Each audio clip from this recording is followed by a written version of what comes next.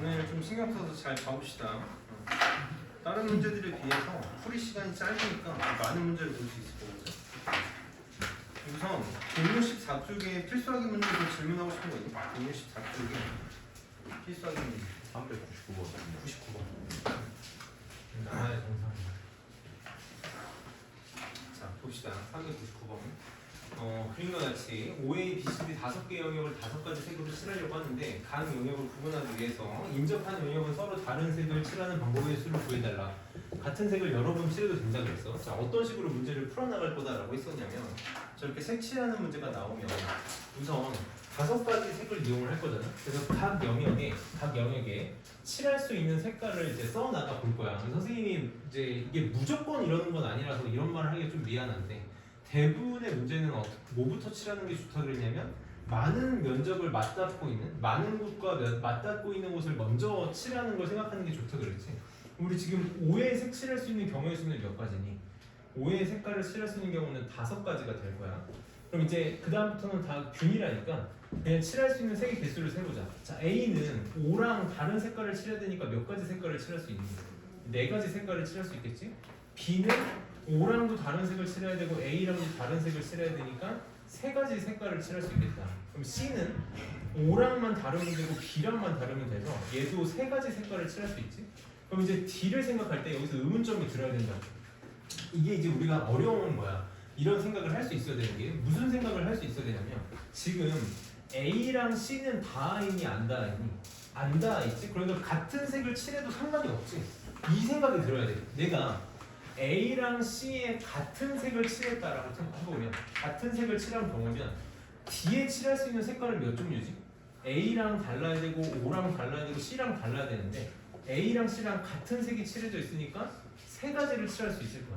근데 내가 만약에 A랑 C에 다른 색을 칠했다라고 한다면 D에 칠할 수 있는 색깔은 몇 가지지? A랑도 달라야 되고 O랑도 달라야 되고 D랑 달라야 되니까 2가지가 돼야 돼.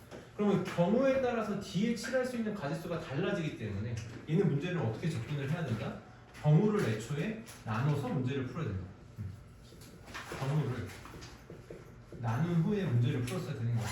그래서 어떤 경우로 나눴어야 되냐면 2가지 경우로 나눴어야 돼. 만약에 A와 C에 같은 색을 칠했다라고 했을 때 같은 색을 칠한 경우랑 A와 C에 다른 색을 칠하는 경우로 나눠서 접근하는 게 이 문제의 전부다라는 거야. 그럼 이제 선생님이 여기다가 이렇게 써볼게요. 내가 이제 5부터 셀 거니까 5에다가 칠할 수 있는 색깔의 가지수 A, B, C, D 이렇게 가지수를 써볼 거고 얘도 마찬가지로 O, A, B, C, D에 칠할 수 있는 가지수를 세볼 건데 눈으로 보면서 풀어봐봐. 그림을 그냥 그리면서 눈으로 보면서 풀어보래. 내가 지금 A와 C에 같은 색을 칠할 거야. 그러면 우선 먼저 생각해보면 5에다가 칠할 수 있는 경우의 수는 칠할 수 있는 가지수는 5가지가 되겠지. 아무 조건이 없으니까. 그럼 이제 A는 여기 5가지를 칠했다고 치면 A랑 O는 다른 색을 칠해야 되니까 가지수가 1가지 줄어서 A에는 4가지 색을 칠할 수 있을 거야. 자, 그럼 B는 어떠니? B는 A랑도 달라야 되고 O랑도 달라야 되니까 B에 칠할 수 있는 가지수는 3가지가 될 거야. 이 문제의 핵심은 A와 C에 같은 색을 칠할 거기 때문에 C에 칠할 수 있는 색깔의 가지수는 몇 가지일까? 내가 A랑 무조건 같은 색을 칠할 거잖아. A를 칠하는 순간 C의 색깔이 결정되는 거 맞니? 그러니까 칠할 수 있는 방법의 수는 몇 가지야? 1가지가 되는 거야. 선생님 예를 하나만 들어볼게. 색깔이 1, 2, 3, 4, 5, 5가지의 번호를 매긴 색깔이 있다고 생각을 해봐봐. 내가 만약에 5에다가 1번 색을 칠했고 A에다가 2번 색을 칠했어.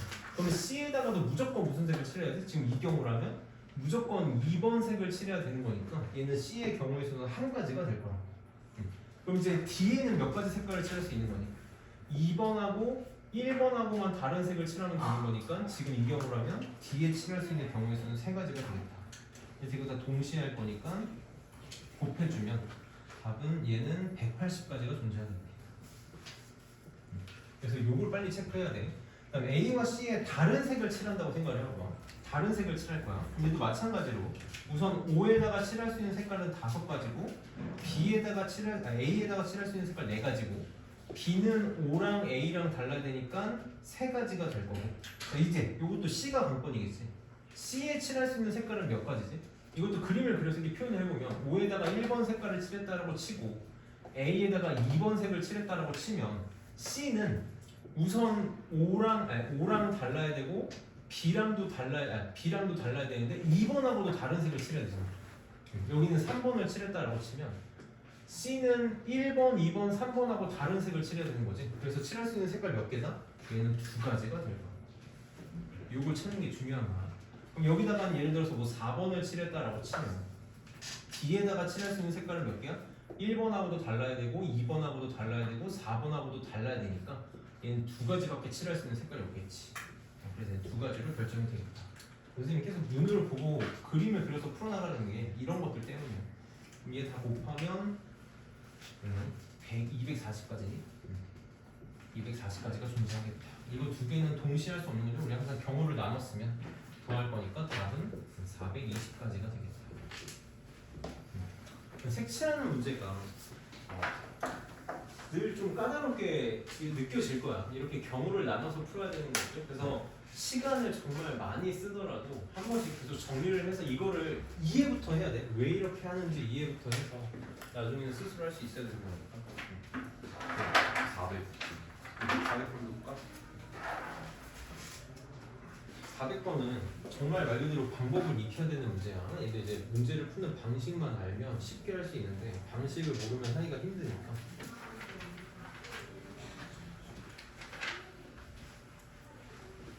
자, 지금 100원짜리 동전 1개랑 50원짜리 3개, 10원짜리 2개를 일부 또는 전부를 사용해서 방법의 수랑 금액의 수를 구해달라 그랬어. 자, 이가지고 선생님 한 번만 더 설명을 해볼게.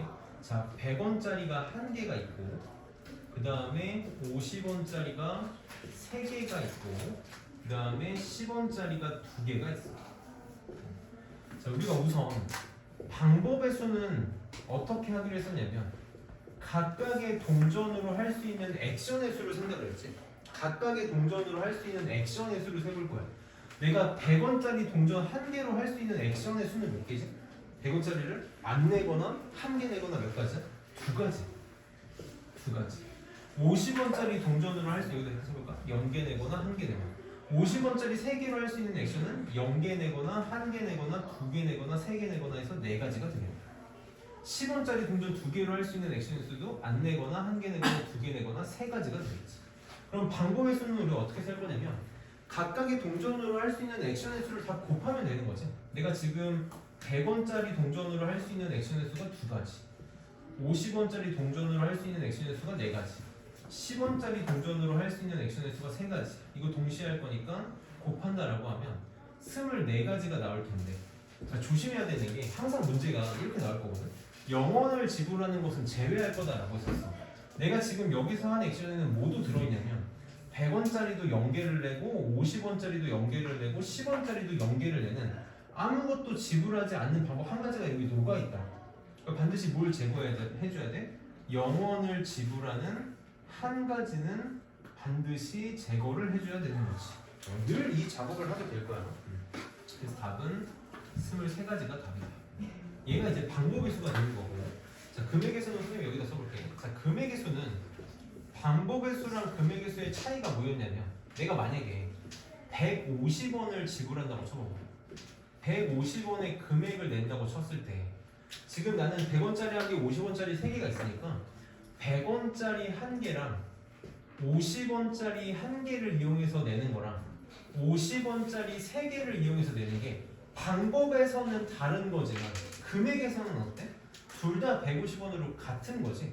이거를 같은 놈 취급한단 말이야. 그러니까 방법의 수를 셌을 때는 분명히 중복되는 게 몇 가지가 생길 거다라는 거지. 그거를 이제 어떻게 처리할 거냐, 이걸 이제 좀 외우다시피 해야 되는데 좀 미안한 얘기지만 어떻게 해야 된다냐면 이 낮은 금액으로 높은 금액을 만들 수 있는지 없는지를 생각하면 돼. 지금 주어진 걸 생각해봐. 10원짜리가 2개가 있거든. 내가 10원짜리 2개로 50원 만들 수 있는? 못 만들지. 10원짜리 2개로는 못 만들어. 얘는 그냥 이렇게 벽이 쳐져 있다고 생각하면 돼. 근데 내가 지금 50원짜리는 3개나 있잖아. 50원짜리를 이용해서 100원짜리를 만들 수 있냐 없니? 이거는 만들 수 있지. 이거 가능하지. 그럼 얘네들이 지금 중복된 상태다라는 거야. 100원짜리 1개랑 50원짜리 3개가 중복되어 있는 상태야. 그럼 금액의 수를 셀 때는 내가 어떻게 한다 그랬냐면 중복되는 금액 내에서 중복되는 금액 내에서 가장 낮은 단위로 다 쪼갤 거라고. 그러면은 100원짜리, 50원짜리가 중복되고 10원짜리는 안 되는 거야. 그럼 여기서 단위가 낮은 게 누구야? 50원짜리지. 이걸로 다 쪼개는 거지. 100원짜리 한 개 50원짜리 세 개면 얼마니?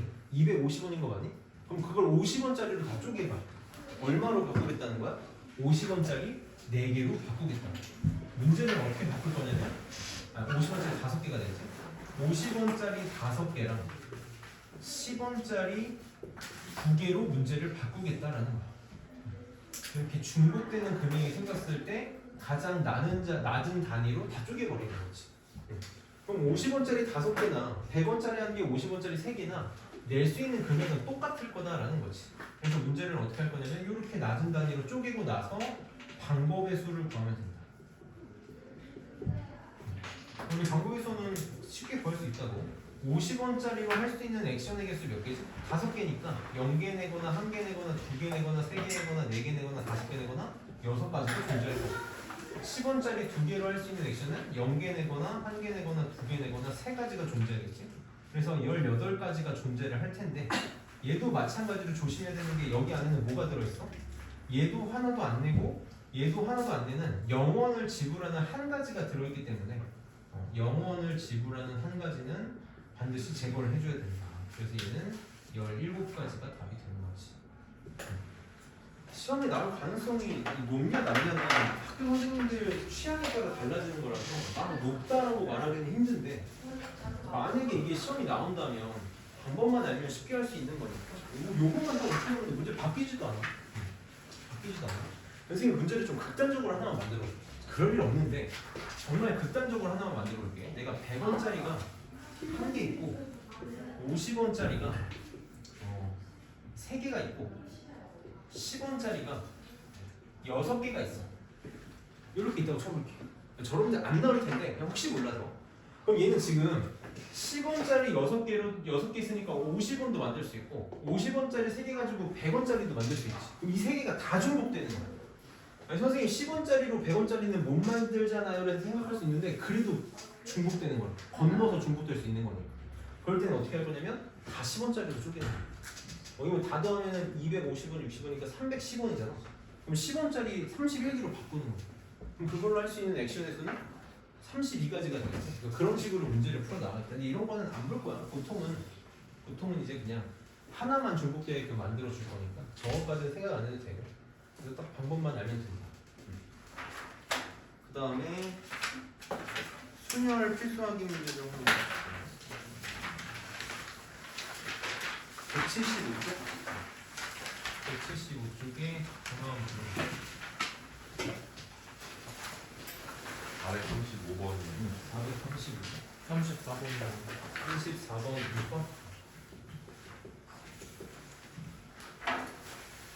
34, 35번 6번이었죠?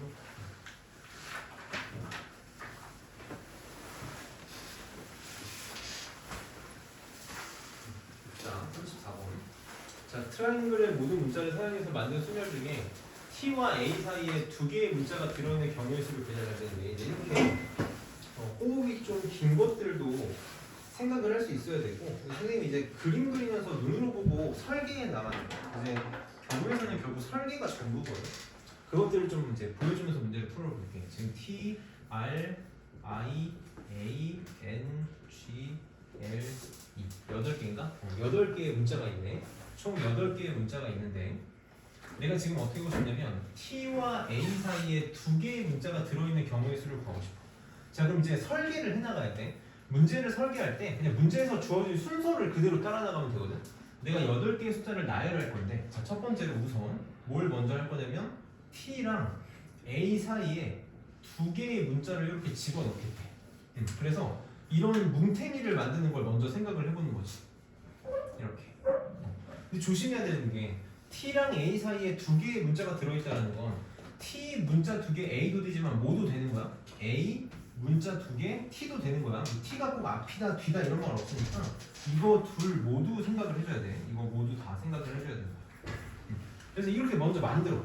그럼 이렇게 만들어서 얘네들이 이제 고정이 된 거잖아. 얘네들이 이제 흩어지면 안 되잖아. 그래서 뭉탱이를 하나 이렇게 만들었다고 생각을 해봐. 그럼 이제 두 번째로 생각하는 게 내가 지금 T랑 문자 두 개 집어넣고 A 이렇게 해서 뭉탱이를 하나 만들었지? 그럼 뭉탱이가 하나 만들었으면 글자가 8개니까 몇 개가 더 남니? 4개가 더 남을 거라고. 이렇게 뭉탱이 1개랑 남은 문자 4개를 어떻게 해줘야 돼? 이거를 나열을 해주는 방법을 또 생각을 해줘야겠지. 얘네들끼리 자리를 섞을 수 있으니까. 이렇게 설계를 해놓고 이제 문제를 만들어 보자. 자, 요 경우를 한번 먼저 세보시죠. 내가 T랑 A 사이에 2개의 문자를 집어넣을 거야. 그렇게 내가 썼잖아 일부러. T랑 A를 이렇게 지우면 문자가 몇 개 남아있냐면 6개가 남아있어. 여기. 지금 현재 6개가 남아있지. 그럼 여기에 문자 집어넣을 수 있는 경우의 수 몇 가지? 6가지가 될 거야. 여기에 문자 집어넣을 수 있는 경우의 수는 5가지가 되겠지. 이게 무슨 뜻이야? T랑 A 사이에 T가 먼저 오고 A가 온 다음에 요 안에 문자 2개를 넣을 수 있는 경우의 수가 몇 가지라고? 30가지라고. 그럼 얘도 똑같이 6, 5 해서 30가지가 존재하겠지. 그러니까 내가 T와 A 사이에 문자 2개를 집어넣어서 만들 수 있는 경우의 수가 지금 몇 가지가 나왔냐면 이거 동시에 할 수 없는 거니까 더하면 60가지가 나와요. 이제 1번은 그럼 해결이 된 거지. 이렇게 해서 이제 이 뭉탱이를 만들었어. 그럼 뭉탱이를 만들면 남은 문자 4개, 뭉탱이 1개, 총 몇 개? 5개를 나열하면 되는 거잖아. 5개를 나열하는 경우의 수는 몇 가지다? 5팩이었지. 5팩이었지. 그럼 이거 쭉 문제를 풀어나가는 연장선상에 있는 거니까 둘을 어떻게 하면 되겠다? 곱하면 되겠다. 이게 호흡이 길어지는 경우의 수 문제를 풀어나가는 가장 정석적인 방법이야. 각각의 설계를 한 다음에 각각의 경우의 수를 세면서 연장선상에 있으면 곱할 거고 그게 아니라 경우를 나눈 거라면 더하겠다. 5팩이 120인가? 곱하면 7200까지가 나옵니다.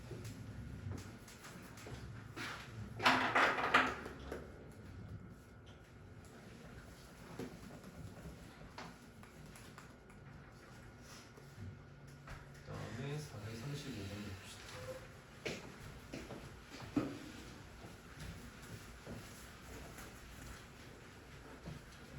자, 435번에 5개의 숫자 1, 2, 3, 4, 5를 한 번씩 사용해서 5자리 정수를 만들 때 34,000보다 큰 정수의 개수를 구해달라고 그랬거든. 선생님이 계속 강조하는 게 항상 각각의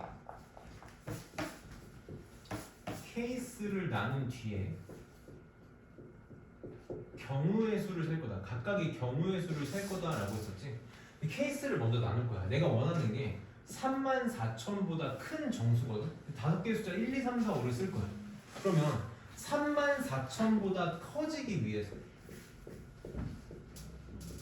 정수를 만들기 위해서 우리가 이제 만약에 이 5개의 수를 나열한다라고 하면 선생님이 이렇게 항상 그림 그려서 하자고 했잖아. 이걸 머릿속으로 떠올려. 이런 식으로 문제를 풀어나간다고 쳤을 때 숫자의 크기에 가장 지대한 영향을 끼치는 애가 누구니? 당연히 맨 앞자리 수가 되겠지. 요거를 기준으로 생각을 하는 거지. 34,000보다 큰 정수를 만든다고 생각했을 때 첫 번째로 맨 앞자리가 5인 수가 온다면 요렇게 만들어지는 수는 무조건 34,000보다 클 거야. 또 두 번째로 4로 시작하는 수들도 무조건 고민 없이 34,000보다 크겠지. 그 다음 세 번째로 3으로 시작하는 숫자 중에서는 무조건 다 크지는 못하고 3으로 시작하는 숫자 중에서는 누구만 클 수 있겠니? 3, 5로 시작하는 수 될 거고 그 다음에 3, 4로 시작하는 수 무조건 되겠네. 그래서 항상 이렇게 나눈 뒤에 경우의 수를 셀 거라고. 자, 이렇게 만들 수 있는 맨 앞자리가 5인 정수 몇 개 만들 수 있니? 남은 숫자 1, 2, 3, 4를 여기다가 배열하기만 하면 되는 거지. 그러면 여기 올 수 있는 숫자 4가지 그 다음 3가지, 2가지, 1가지 이렇게 될 테니까 얘가 24개 존재하겠네. 얘도 마찬가지로 4, 3, 2, 1 남은 숫자 얘는 1, 2, 3, 5를 나열하면 되겠지 4개를. 그래서 얘도 똑같이 24개. 얘 같은 경우는 남은 숫자가 1, 2, 4지? 그럼 1, 2, 4를 여기 나열하면 되니까 여기 올 수 있는 숫자 3개, 2개, 1개. 얘도 똑같이 3개, 2개, 1개일 테니까 얘도 6개, 얘도 6개. 그래서 얘네들을 다 더한 애들은 무조건 34,000보다 크겠다. 그래서 60개가 답이고.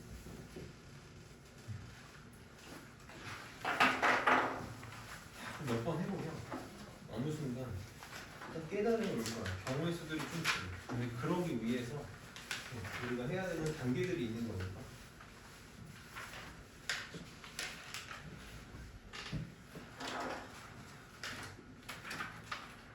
그다음에 우리가 지금 분할 분배를 아직 안 했는데 분할 분배는 봐서 내가 지금 일요일 날 할까 생각 중이에요. 왜냐면 순열 조합을 좀 어느 정도 해놓고 하는 게 좋을 것 같아서. 좀 봐서 해봅시다. 자, 188쪽에 188쪽에 여기도 번호 한번 불러봅시다.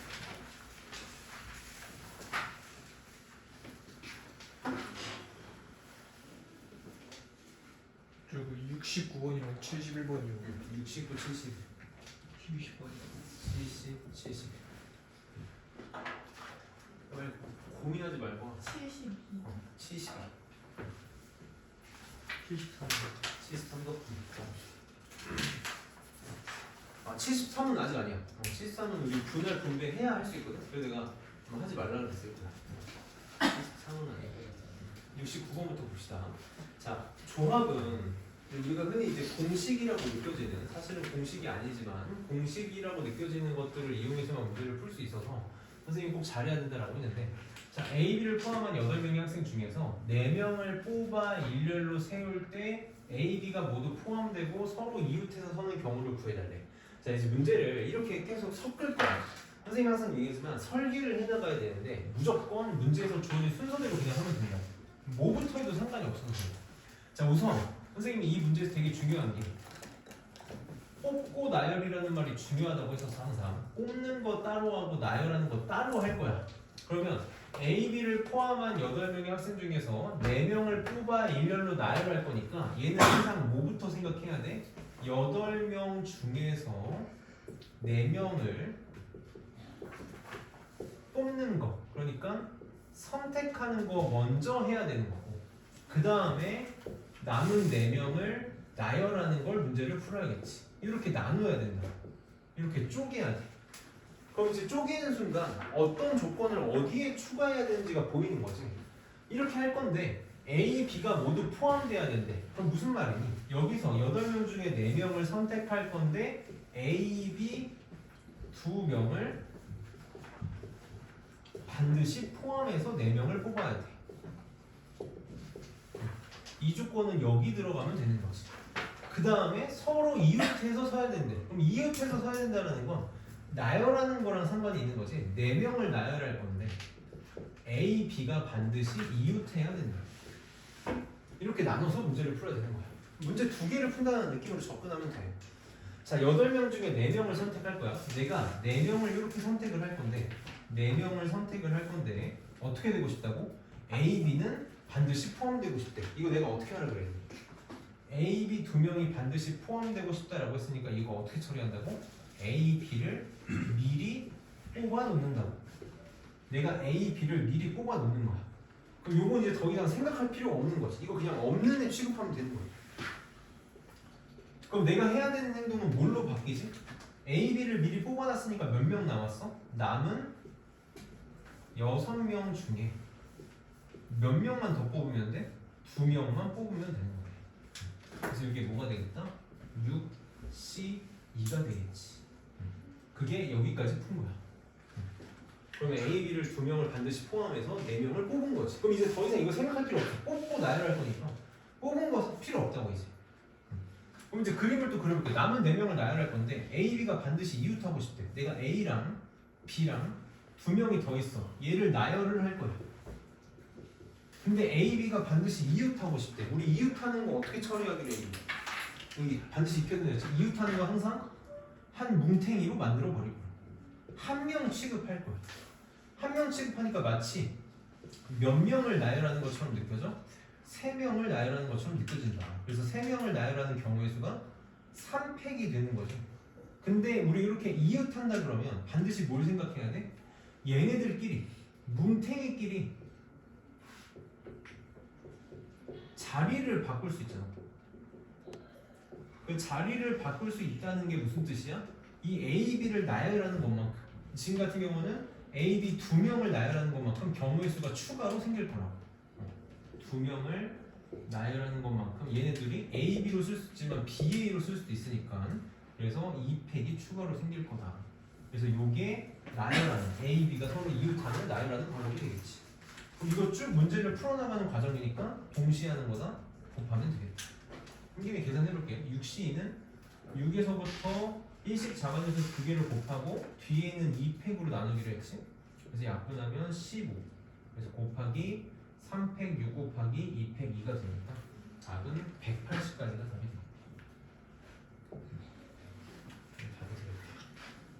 참 이 정도 문제가 지금 잘 풀 수 있으면 지금 너희가 저 정도만 잘할 수 있어도 충분히 순열 조합을 익숙해지는 과정에 있는 거야.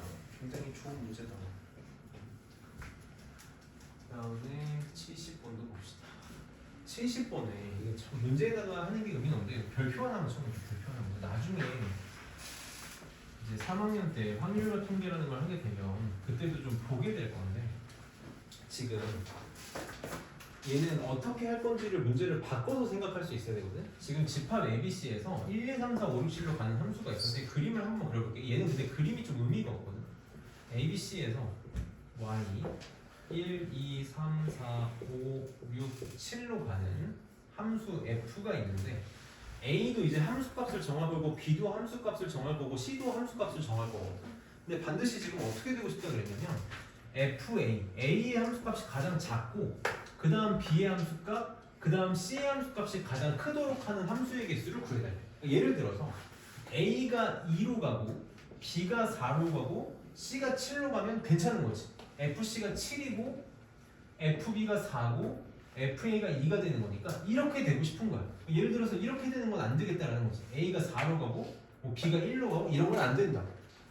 이걸 우리는 이제 뭐라고 부르냐면 증가함수라고 불러. 정확하게 얘기하면 단조 증가함수라고 불러. 아직은 몰라도 돼. 단조 증가함수라고 불러. 이 단조가 단조롭다는 뜻이거든. 같아지지 않고 계속 커지는 증가함수다라고 하는 거야. 이게 뭐냐면 순서가 정해져 있는 거야.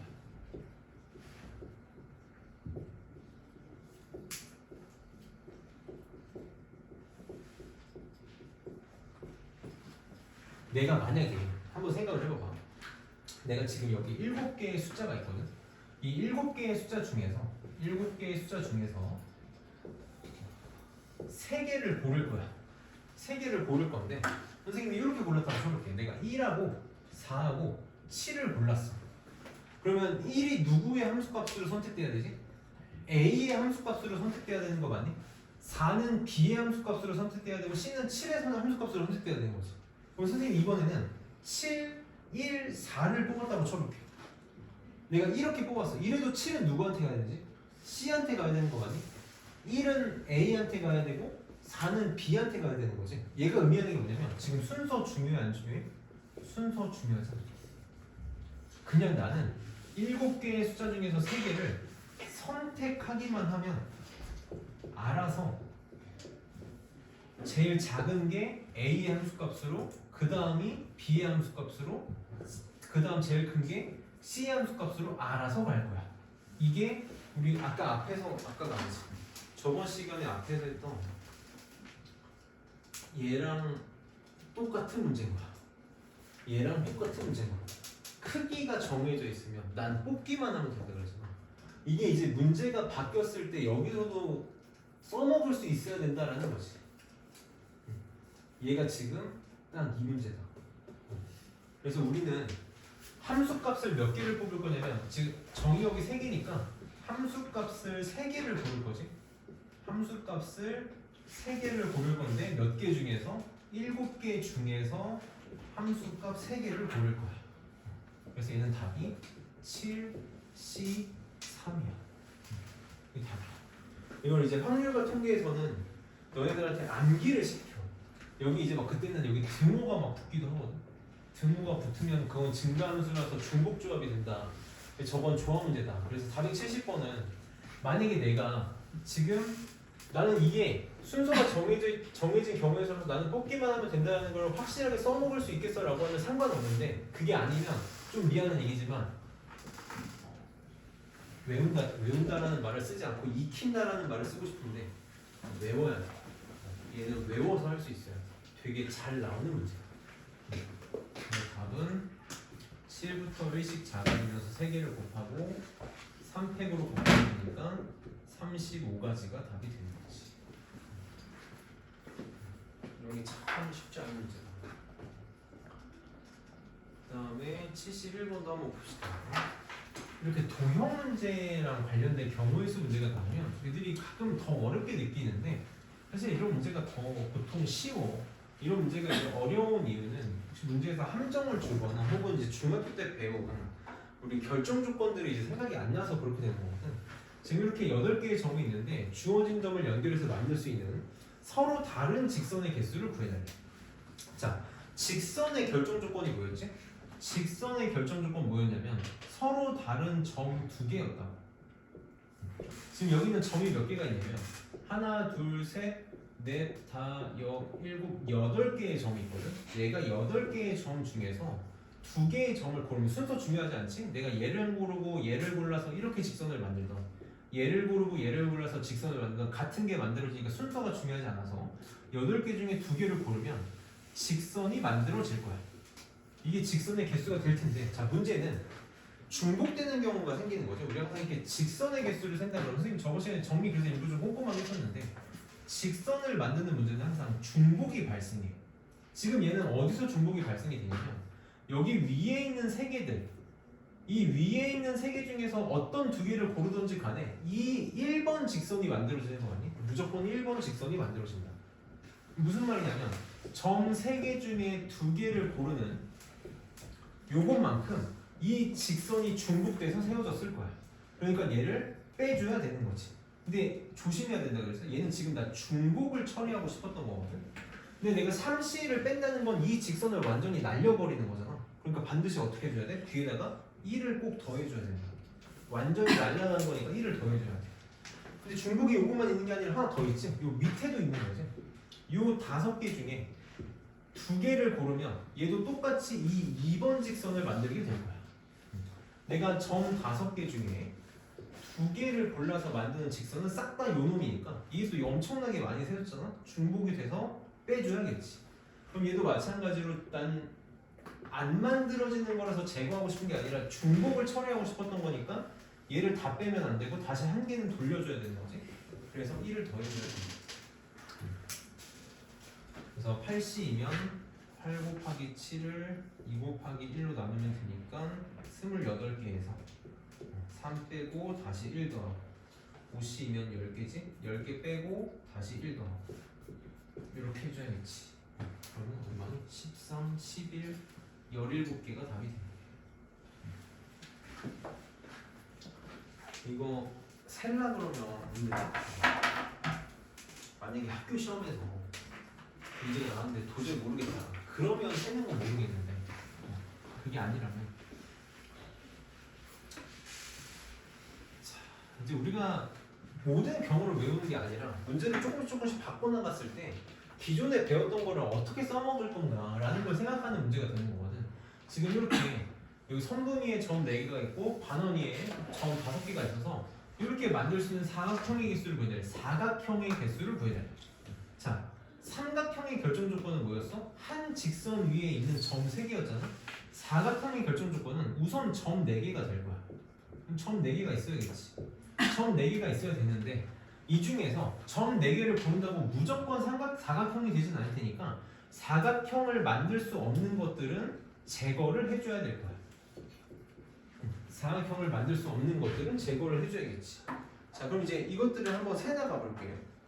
자, 우선 점이 7개가 있으니까 사각형을 만들 가능성이 있는 거의 개수는 7C4가 될 거야. 7개의 점 중에서 4개를 고르면 얘는 사각형이 될 가능성이 있는 아이들인 거지. 그럼 이 중에서 이제 사각형이 되지 않는 걸 빼면 될 텐데 지금 문제의 상황을 봤을 때 이거 외우는 게 아니라 문제를 조금만 꼬아도 완전 달라지기 때문에 문제에서 사각형을 만들지 못하는 경우가 뭐가 있을지를 생각을 해볼게. 첫 번째는 뭐가 있을 거냐면 1번은 점 4개를 골라서 요 직선을 만드는 경우가 있겠네. 한 직선이 이루어지는 경우. 점 4개가 모여서 한 직선을 만드는 경우 요게 있겠죠. 요렇게 얘는 사각형을 못 만드는 거지. 그러니까 요 4개 중에 4개를 골라서 만들면 굳이 쓰자면 4C4가 되겠지. 얘는 사각형을 만들지 못할 거야. 그래서 한 개가 존재를 할 거고. 두 번째는 또 뭐가 있을 거냐면 사각형을 만들지 못하고 삼각형이 만들어지는 경우도 존재할 수 있는 거지. 예를 하나만 들어볼게요. 이걸 이제 우리는 머릿속에서 떠올릴 수 있어야 돼. 삼각형을 만드는 경우는 어떤 경우가 생길 수 있냐면 내가 만약에 이렇게 3개를 고르고 요거를 하나를 골랐다고 쳐봐. 그럼 얘네들을 성분을 이으면 얘는 삼각형이 만들어지는 거죠. 이렇게. 그러면 삼각형이 만들어진다는 게 무슨 뜻이 될 거냐면 점 3개는 여기서 고르는 거지. 점 3개는 한 직선 위에서 고르고 그 다음에 나머지 하나는 반원 위에서 고르는 거야. 나머지 한 개는 반원 위에서 고르면 얘는 삼각형이 만들어질 거야. 그래서 이렇게 상황을 좀 만들어 보면 어떻게 세야 될지가 보여. 점 3개는 여기 한 직선 위에서 고를 거야. 그러니까 점 4개 중에 여기 한 직선 위에 있는 점 4개 중에 3개는 여기서 고르고 나머지 하나는 이 셋 중에 하나를 고르면 되니까 셋 중에 하나를 고르는 경우에서는 3가지가 되겠지. 이게 삼각형을 만드는 경우의 수가 되겠다. 이런 것들을 좀 볼 수 있어야 되는 거야. 그래서 얘가 12개가 또 만들어지겠네. 요거 말고는 나머지는 다 사각형이 만들어지겠다. 그래서 7C4는 얘는 7C3으로 바꿔서 계산을 해야겠지. 그래서 7 곱하기 6 곱하기 5를 3 곱하기 2 곱하기 1로 나누면 35가지인데 그래서 몇 개를 빼야겠다? 1개, 12개 빼니까 13개 빼서 답은 22가지가 답이 되는 거지.